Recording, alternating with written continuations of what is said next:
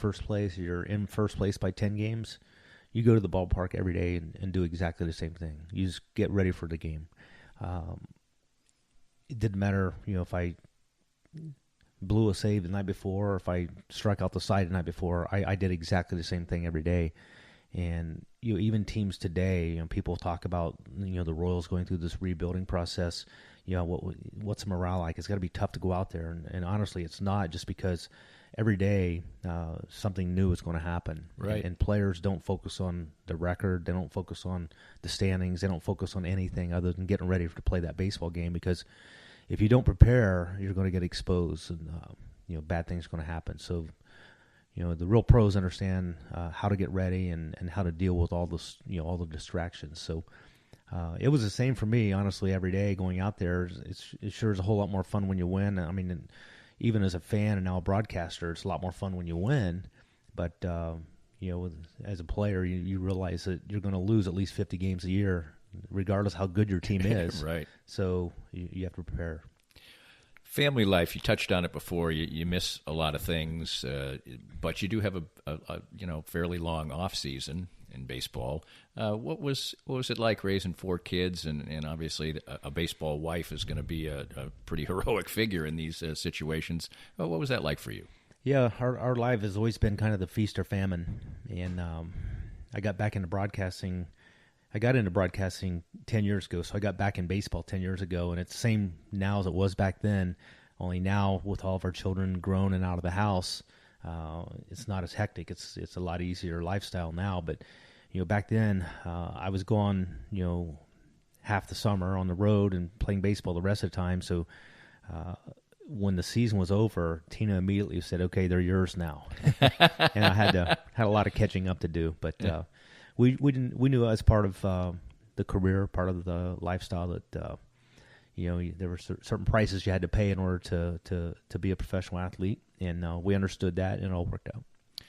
You were active as far as baseball union and things like that as well, and can you talk a little bit about the trials and tribulations of being somebody who's on the other side, as it were, and how it maybe affected negotiations for you personally and things like that?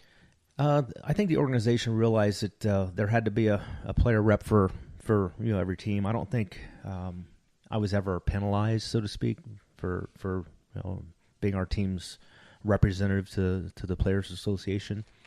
I was really I figured out after a while all I was essentially a mouthpiece for our Players Association. Back then there was no email, internet. I mean, everything's done by either a letter or over the phone.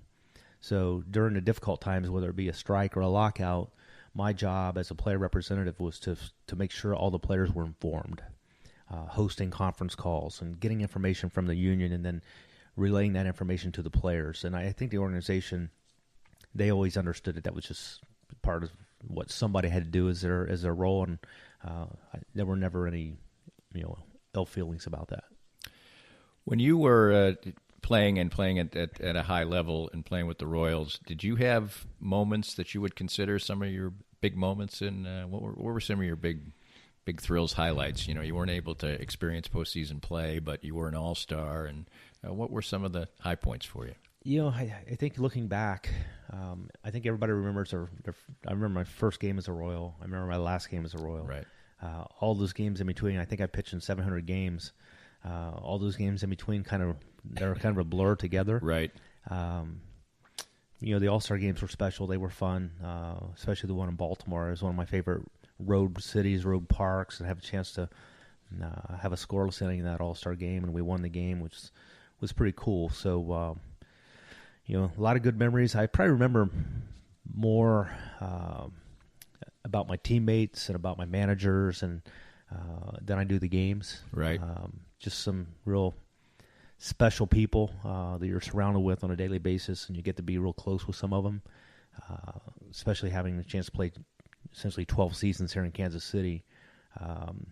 Saw a lot of people in and out the door, so to speak, over the years. But being there for that period, get a chance to know a lot of the people in the organization, a lot of people, a lot of the players. I think I remember that more than the games. Right. Let's wind down things as a baseball player. I know from talking with you many times that you probably could have played a little bit longer, but you had arm problems. You'd always been a person, as you talked about, who had a healthy arm and kind of a rubber arm guy. When was the first thing that cropped up on you, and was that a little jarring for you? Well, I think in the middle of the '94 season, I started feeling some stuff shoulder wise. By I guess early to mid 1996, I started, I think, having more difficulty with regards to my arm slot and doing all the things you have to do. And in fact, one of my teammates, Tim Belcher, I was playing long toss with him. He said, "Do you know your arm slot's way down from what you're used to being?" And I said, I don't feel like it is. And we got out some video and looked at a game or so, and sure enough, my arm slot had dropped.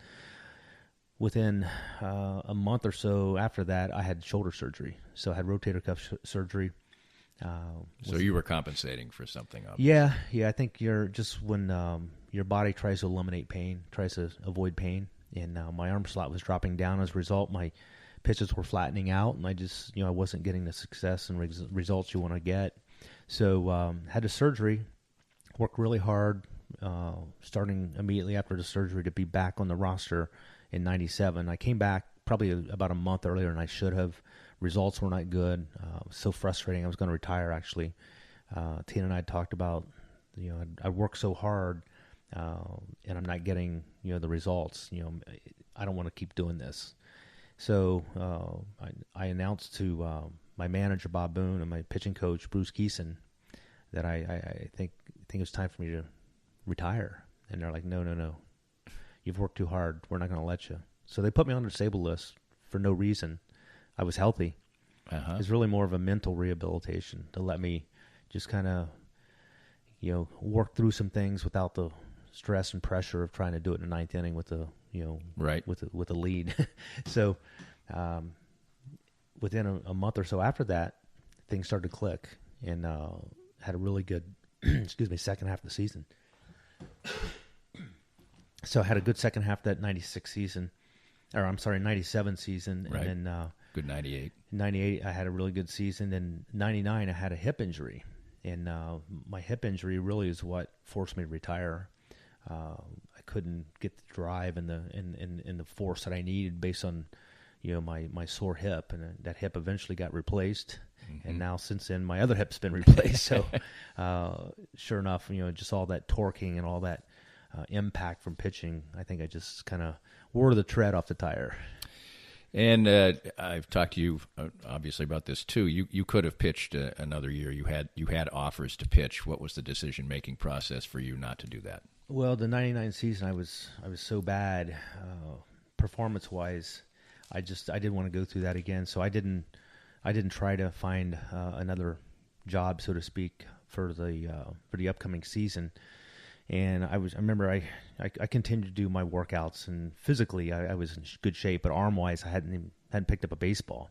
So, but in spring training that year, I had some calls from teams wanting me to come back and wanting to play. In fact, Bruce Keeson, who was the pitching coach for the Baltimore Orioles during that season, he called me and he goes, "We need a pitcher." He goes, "Any way we can get you to come down to spring training?" I'm like, "No, I think I've already decided I'm finished." And he said, "Well, they're throwing some numbers around, contract-wise." He goes, "Would you be interested in talking about it?" I said, "No, unfortunately, I'm not in baseball shape.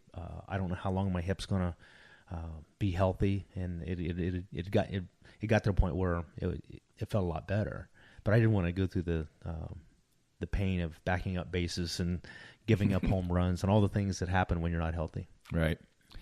You, while you're sort of forced out, you seem to be one of those people who maybe was more cut out for the transition to go away from baseball. Some other people necessarily aren't. You quickly became somebody who got involved in a lot of ventures. Did you let it breathe at all, or were you somebody always who had like to have something going on? Yeah, I mean, one of my former teammates, Steve Farr, told me, he said, "There will never be any grass that grows under your feet." and I actually invested in Union Broadcasting during, I think it's during the '97 season. So I got involved in business. That was my first real business venture was still, as a player. So I got involved there, but it wasn't an easy transition, but it wasn't hard. And I'll say, Okay. I'll tell you why is that my last game as a professional player got rained out. And it was on a Sunday in early October. They canceled the game at about 10:30 in the morning because it was going to be raining all day long. Right. So they just canceled the game, and I go in and take off my uniform, and it hit me that it's the last time I'm ever going to take off that uniform. And I threw it in the dirty clothes pile, and I went in the shower, and I started crying. And I cried for Wow. about 20 minutes nonstop. I mean, Wow. I was embarrassed. I was emotional. I finally got the cry out, went and put on my clothes and went home, and I never thought about baseball again. That was it. It was over. Wow, that's a fantastic story. But you it was a part of it was that you felt like you had something taken away from you. You didn't have the chance to go out there and actually, hey, this is my last game. I'm going to, smell the popcorn and, see the fans and all that stuff. Yeah, it was kind of interesting because apparently the Royals had some kind of a ceremony they were going to do for me, Right. and it never happened. Mm-hmm. They were going to, I guess, show their appreciation for my 12 years of service and present me with something on the scoreboard. And but unfortunately, it never happened, and that was it. But that wasn't really a big deal to me. I didn't really need that. I didn't care about that. It was just, to me, I'd started playing baseball, when I was 4 or 5 years old, and here I am now. I think I was 37 at the time. Last time ever, I'm going to be playing for real. That's a neat story. You've been successful in business. What led you to think that maybe you'd wanted to get back into baseball and the broadcasting role? I didn't. Nothing ever crossed my mind about getting back into baseball. I'd been coaching my boys' amateur baseball teams, and I finished coaching them. I coached one for 5 years. My son Connor coached his team for 5 years, and then my son Spencer, I coached his for 4 years. So I had 9 years of amateur baseball coaching. That was kind of my baseball fill, I guess. Mm-hmm. And the winter, after I'd coached my younger son Spencer's team, I get a phone call from Mike Swanson from the Royals, and he asked me if I'd be interested in doing some broadcast work. I said, yeah, I would think about it, because he said, I've heard you on the radio, and he goes, I think you're very fair. I think you'd be good at it. And if you don't mind, I'd like to put your name in the hat with Fox, and they'll reach out to you. I didn't hear a word from Fox. This was probably in January or February. I didn't hear a word for Fox. This is 2010, right? Yeah. Yeah. I hadn't heard a word. And probably like late April, early May, I get a phone call from the game producer, whose name was Kevin Shank. Right. He said, hey, I understand you'd be willing to do some TV work for us. I said, yeah, I talked to Swanee back in the winter, but I haven't heard anything else. Right. He said, well, we'd like to get you started. I said, when you're thinking? He said, well, how about the day at 3:00? And so I, he said, show up at 3:00, coat and tie, and we'll get you started. And that was, I was just literally thrown into broadcasting. Never had any formal training or education. Nothing. Nothing I could really do, but just go out and sink or swim. And I'm lucky I swam. It's a really hard job when you're doing live television, especially without any training.